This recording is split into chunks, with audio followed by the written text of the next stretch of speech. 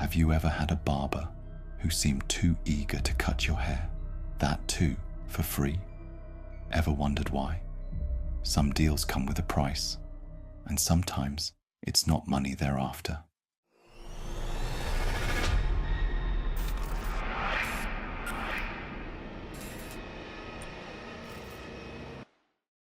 Hey guys, welcome back to Hauntingly Yours. Tonight's story is called I Discovered Why My Barber Cuts My Hair for Free, written by Reddit user Erutius.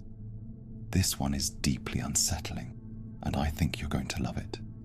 But before we dive in, if you enjoy these stories, don't forget to like, share, and subscribe. It really helps. And if you've got a story of your own, feel free to send it to my email in the description below. Now let's find out what exactly this barber has been taking from his clients.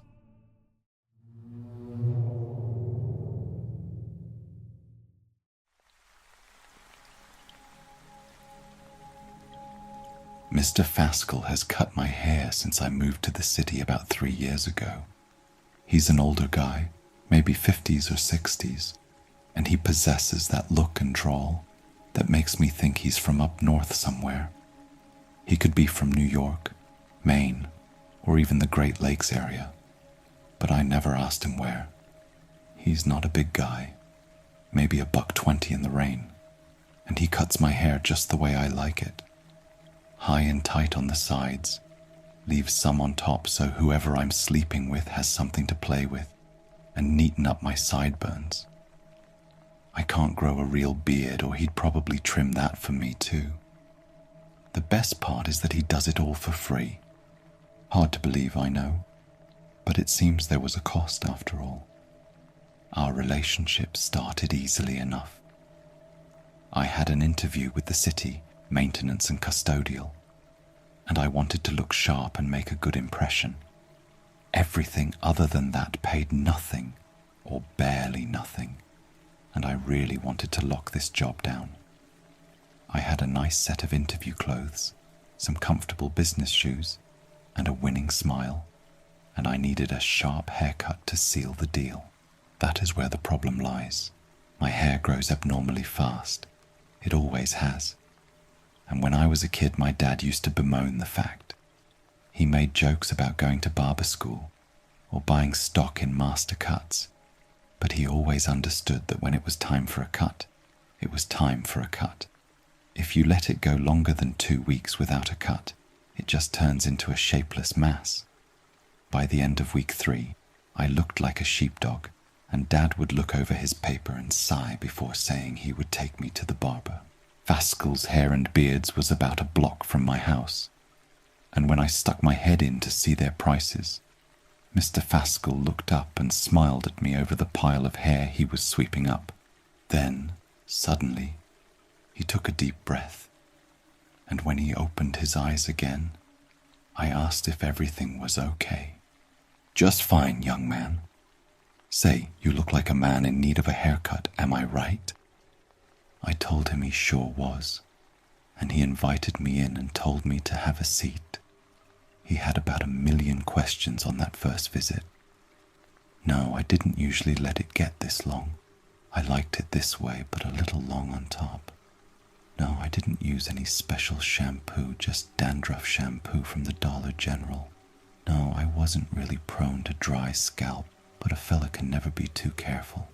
On and on and on and on until finally it was done. He had cut it just right, the perfect length, the perfect fade, everything. I asked him what I owed him, and he told me it was free. "Come on," I'd said. "You gotta charge me something." "I let my customers pay what they can afford," he said. "So whatever you can afford is fine with me. Think of it as a tip." I was okay with that and walked out with a free haircut after giving Mr. Faskel a $10 tip. I left with a spring in my step. I felt like a new man, and I was ready for that job interview. I went home, got a shower, and when I looked in the mirror, I knew I had this. The next time I went to see Mr. Faskel, I left him a $20 tip and told him it was all thanks to him that I had gotten my awesome new job. For the next couple of years, I always went to Mr. Faskell when I needed a cut. If I had a date coming up, I went to Faskell's. Promotion interview at work, Faskell's. I told friends about his shop. I went there just to get a touch-up and talk with the old fella. In no time at all, Mr. Faskell and I were friends. He liked the same sports team I did, watched a lot of the same movies and TV shows I did, and even liked a lot of the same classic rock that I did. It was great, and I always looked forward to my bi-monthly haircut. Then, about 2 months ago, it all changed. I had come in to get my bi-monthly cut, telling Mr. Faskell about the previous week as he cut and styled my hair. He was always meticulous, getting everything just right as he cut and trimmed, and when he turned me around to look into the mirror, it was the same way I had gotten it for the last 3 years. I thanked him, handed him $10, and told him I'd see him soon. "Of course," Mr. Faskell said, sweeping up the hair. "Come back any time." I was leaving, almost a block up the street, when I realized I didn't have my sunglasses. They were my brand new Oakleys, and they had cost quite a bit of cash. I remembered having them when I came up, taking them off my head and setting them down at the station Mr. Faskell used. No problem, I thought. I'll just go back and get them. I stepped in, saying I had forgotten my sunglasses and was just going to grab them, and that's when I saw him. Mr. Faskell was looking up guiltily, his eyes panicked. He was down on all fours, eating the hair he had swept up off the ground like he was a cow in the field. When he turned, I could see pieces of hair sticking to his lip like accusations. He stood up, wiping himself off, brushing at his mouth as he tried to explain. "I know how this looks, and I'll admit that yes, I was eating your hair, but you have to understand, your hair is what I look forward to. I don't eat just anyone's hair. Well, I used to. Now I can't wait to see you come in so I can eat something good." "Why are you looking at me like that?"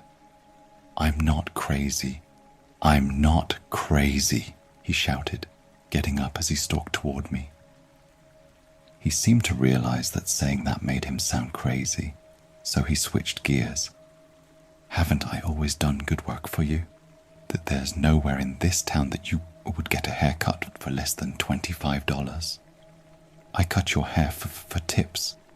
I've cut your hair for the dollars in your pocket. I've been good to you, and you've been a good customer. Let's just pretend this never happened, okay? Let's just go back to..." But I didn't hear the rest. I snatched up my sunglasses and was out the door before he could say another word. I spent a while thinking about that, and the more I processed it, the worse it seemed to get. It began to haunt my dreams, seeing him bent over and eating the hair straight off the floor, looking back at me and grinning with my hair in his teeth, and I would wake up in a cold sweat.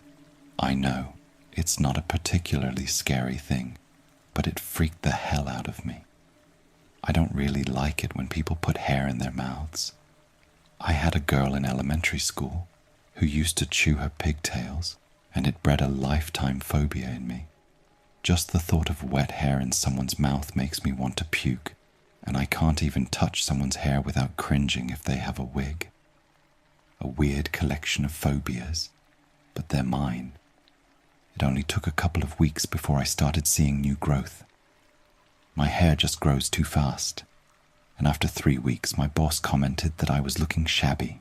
He handed me a 20 out of his own wallet and told me to get a trim over lunch. I took it and started looking for somewhere to get a trim. The city had quite a few shops, but it seemed like whenever I was in one, I caught someone looking at me out of the corner of my eye. It was never anything I could prove, just a feeling, and when I looked up, I could almost catch a glimpse of Mr. Faskell. He was gone when I looked, but it made me extremely paranoid. I became aware of more than a glimpse as the weeks went on. When I rode the bus to work, I caught the familiar deep inhale of someone smelling my hair. When I was standing in a lunch line, I felt my hair move as someone inhaled. When I was at Walmart buying groceries, someone actually touched my hair, but they were gone when I turned around. It led me to become something of a recluse, and I only left the house to go to work. Over time, my hair grew out, and I decided I would have to get another cut.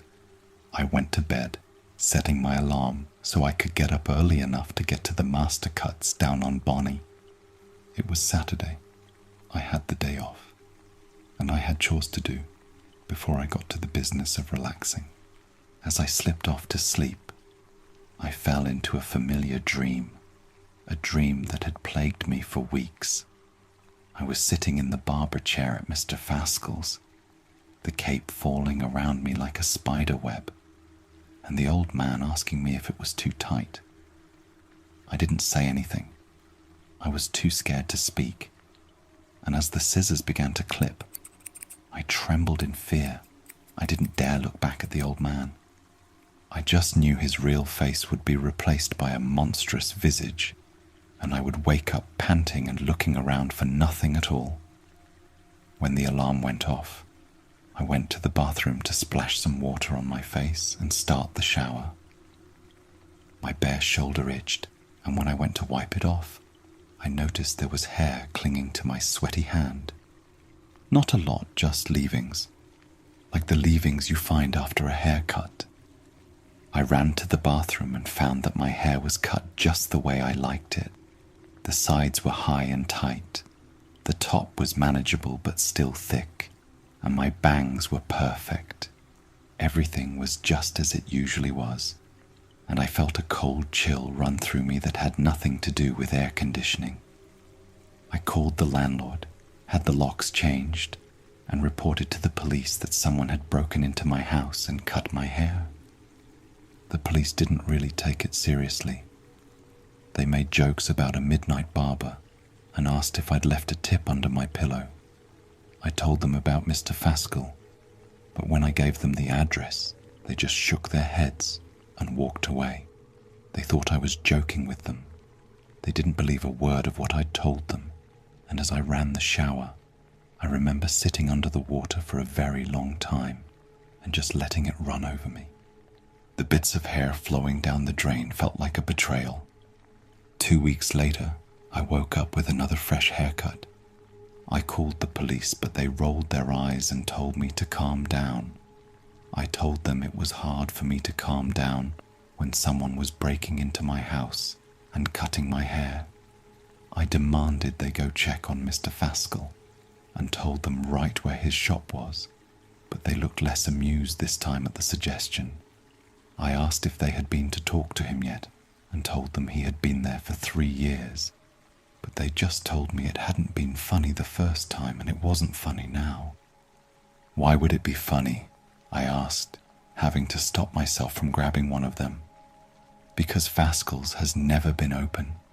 It was a prop for the city's revitalization project, like Cooley Flowers across the street from it, or Green Butcher beside it.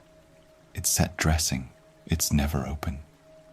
Mr. Faskel was a guy who owned a barber shop in the 20s. He's dead. There is no Faskel who cuts hair. They left, and that left me very rattled. Mr. Faskel isn't a ghost, I know that. I have friends who go to him. I have felt him touch me. He's flesh and blood, just like I am. I'm sure of it. The fact that he eats hair is incidental. The man is real. But if he isn't Mr. Faskel, then who is he? How does he keep breaking into my house? I have a window in my room, but it's barred with a piece of broom handle, and I live on the 3rd floor. I changed the locks again. I wedged a chair under my door, and when I finally made myself calm down enough to sleep, I hoped it would end. I woke up completely bald, not buzzed, not at a 0 guard, but bald, like someone shaved my head in my sleep and took the hair. They got my eyebrows too, my 5 o'clock shadow and my thick sideburns. I was as smooth and hairless as a newborn baby. I don't know what to do. I can't call the cops. They won't believe me. I can't call the landlord. He's replaced the locks twice now and is getting angry about it. I can't afford to move. I can't leave my job. I'm stuck. What I did find, however, was a message left on my nightstand. I'm sure the cops will say that I wrote it, but I know I didn't. There's hair on it, and it's written in a heavy hand like a kid's scribblings. It's done on the back of an ad for Faskel's Hair and Beards, and the implication was pretty obvious. Come see me when it grows back. If you don't, it makes no difference. I know where to find you. So guys, what do you think? Was Mr. Faskel just a barber with a strange habit? Or is there something much darker going on here? After all, the police claim he's been dead for years. With that, let's call it a night. This is your very own Mr. Hauntingly Yours signing off. Until next time, stay safe. And the next time you find yourself in a barber's chair with an offer that seems too good to be true, take a closer look at your barber. You never know. You might just be sitting in front of Mr. Faskel.